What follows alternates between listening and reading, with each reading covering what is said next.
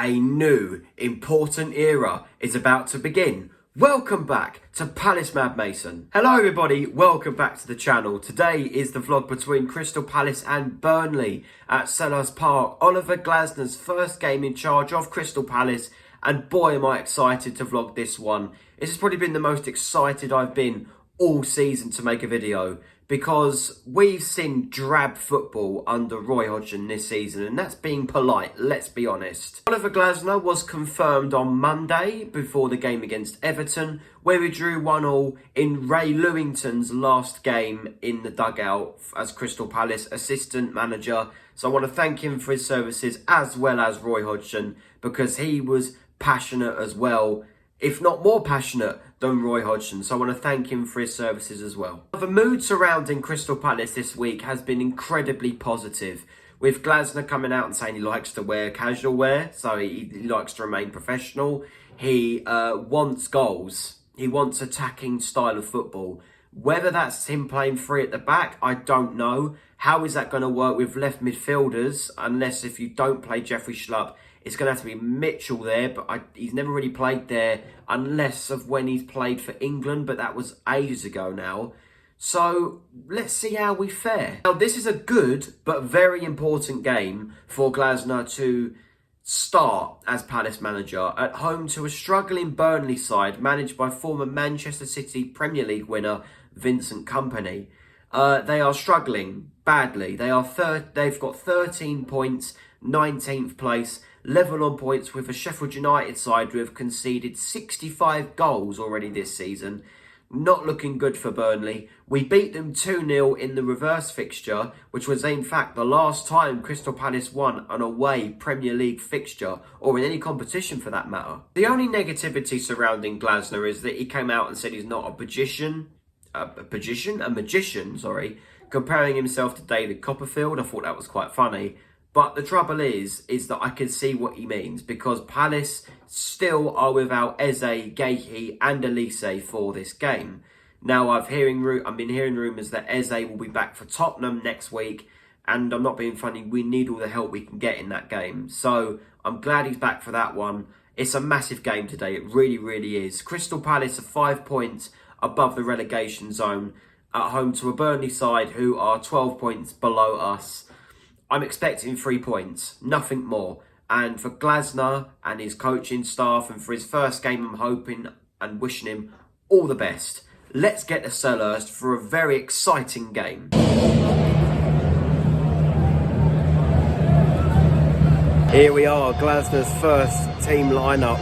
In goal, Sam Johnson, great decision. Back three of Richards, Anderson and Guehi. On the left midfield, we've got Tyrick Mitchell. On the right with Munoz, with Wharton and Lerma in centre midfield. Two cams of Ayew and Edouard, and up front is Jean-Philippe Mateta. Looking forward to today's game.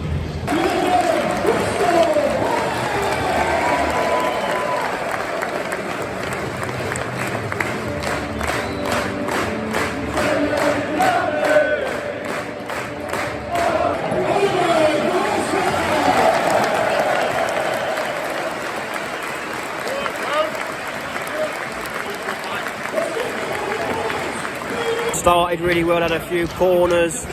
We looked like a dominant side. Burnley almost scored an own goal inside like 20 seconds, but just went wide of the post. It was going to be a very comical own goal. Free kick Palace. Started very well. Intensity's died down a bit because Burnley are time wasting. Goalkeeper Trafford time wasting. Taking him ages to take a bloody goal kick. 27th minute, it's embarrassing. Best chance of the first half for Palace, crossed in deep towards Edouard at the back post. Brilliant save by Trafford, came back off Edouard out for a goal kick. Yeah, this time wasting's unbelievable though from Trafford. Terrible. Josh Brownhill's been sent off, dragging Jefferson Lerma down when he was through on goal. That's a definite red card, no doubt about it. Burnley down to 10 men. Here we go. Top left. Oh, close. Close. Still 0-0. but we're going to be on the front foot for the rest of this game, I reckon. Half-time at Selhurst Park, Crystal Palace 0, Burnley 0. Not a lot of chances, to be fair. We had the one from Edouard that was well saved by Trafford. His time wasted really got on my nerves in that first half. Josh Brownhill got sent off for Burnley around about the half an hour mark for dragging down Jefferson Lerma for a goal. He prevented a goal scoring opportunity. That's why he got sent off. So yeah, we're now playing against the 10-men 19th place Burnley, who only have 13 points this season. 14 points as things stand. Good for us that Nottingham Forest are losing 3-0 to Aston Villa, as they're directly below us. But you'd think that in this game, a point's not enough. So it's not been too bad so far under Oliver Glasner. Let's just hope, unlike Roy, let's hope he makes the right substitution so he can get the impact in the second half that we need to make the breakthrough. Come on, Palace. About 10 minutes into the second half, still no goals. I'll tell you what, if we don't get a win against a 10-men Burnley, that is embarrassing. Still 0-0, about 20 minutes to go. Off comes Wharton, who was on the booking, played really well. And Edouard's off as well, didn't play so well. And off comes Naira Hamida and Matthias Franca. Can we just get this win over the line? We're not even winning yet, but we need 3 points badly. What a time to score your first goal for the club. There's a pitch invader. Chris is on the pitch. Chris Richards has scored his first Crystal Palace goal. What a moment for him. Oh, where's I got that?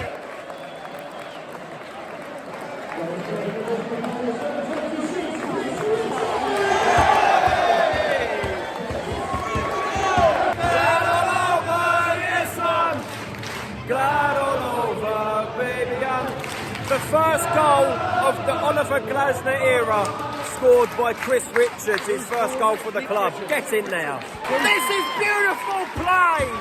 Jordan Ayew has scored to make it 2-0. Palace! Absolutely brilliant. What play. The counter-attack was lovely. Could be a question of offside, but it looks like 2 quick-fire goals, and Jordan Ayew makes it Crystal Palace 2, Burnley 0. Get in! They're checking it. Knew they would. I knew there'd be a check. So we're going to go back down to 1-0 or stay 2-0, and if it goes 2-0, that's probably game done with 19 minutes to go. I reckon it's tight. They're taking a while on this. Goal, Jordan Ayew, Palace 2, Burnley 0. Very convincing. Burnley are making a change. Yeah.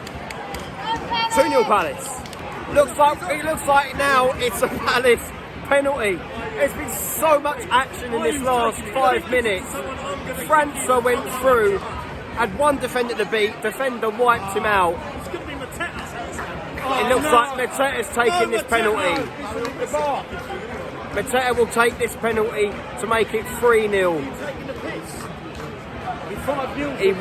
He will take this. It's a question of whether it is a penalty or not. But I think it probably was. The pen's been given. It's Jean-Philippe Mateta against Trafford to make it 3-0 and surely kill this off. He's going to miss. Get ready to pick the old snoz. He's going to miss. Bloody hell. Taking a while to take this. Give it to Ayew. Bloody hell. Right, here we go. Mateta against Trafford. 3-0! Boss! Brilliant penalty. Game done. Palace 3, Burnley 0. Burnley have got one back. Yep, don't know who scored it, but he's got one back. Yeah, it was Fofana who put it in, but it's gone to VAR. Possibility of an offside or foul or something in the build-up. This would be funny if this was disallowed. He won't think so at the back. He had 3-1 Mateta to score. No. There's going to be a lot of added time because of the amount of VAR decisions there's been. Ref's been sent to the screen. Imagine if they disallowed this. How funny would this be? Fucking phone down there if he loses. I'll be disappointed if it is given because, you know, we couldn't keep the clean sheet. He's still at the monitor. It's either offside, it's not offside, isn't it? Like, What's he going to do? He's undermining the fucking officials that are here. Or disallow it. Disallow it, please. Who's watching these things? Here we go. Yay! No goal! So now it's back down to 3-0. One last sub for Palace. Off comes Anderson and on comes James Tompkins. Well, it's fair to say that Glasner ball has got me interested in Palace again. Full time at Selhurst Park, Crystal Palace 3, Burnley 0. It was a game where we just looked excellent after we scored. Not saying that we didn't look great before we scored. It was just that, you know, we started the game really well. We had a few corners. Burnley almost scored a comical own goal at the beginning.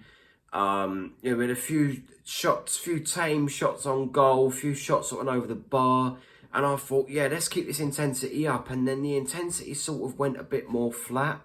But that's where I think Oliver Glasner's team talk at half-time got us going. Because when we come out after the second half, we looked like we had a lot more intent. We was putting good balls down the channels, causing Burnley all sorts of problems. And then Chris Richards scored a brilliant header. You know, this guy's been at the club for, well, it'll be 2 years come the end of the season.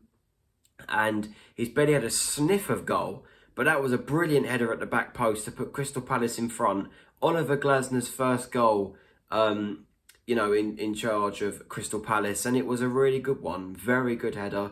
Obviously, it was helped by the fact that Burnley was sent down to 10 men after 28 minutes via Josh Brownhill. You can't debate that that's not a red card. Clear goal scoring opportunity. Barely even went to VAR. There was 12 minutes of added time at the end of that game, by the way. The amount of VAR decisions there was. So you had the goal from Richards. Then we scored another 3 minutes later through Jordan Ayew. Brilliant goal again. Brilliant move. Brilliant finish again at the back post from Jordan Ayew to make it 2-0 and pretty much kill the game off. Brilliant. It was a brilliant move, but it went to VAR for possible offside. But the goal was given to make it 2-0. And then 8 minutes later, Matthias Franke, by the way, when he came on, he was absolutely unreal. The bursts of pace, caught Burnley napping, and Vitinha, who come on as a substitute for Burnley, brought down Franke inside the box to give us a penalty that Mateta brilliantly converted to make it 3-0 to definitely kill the game off.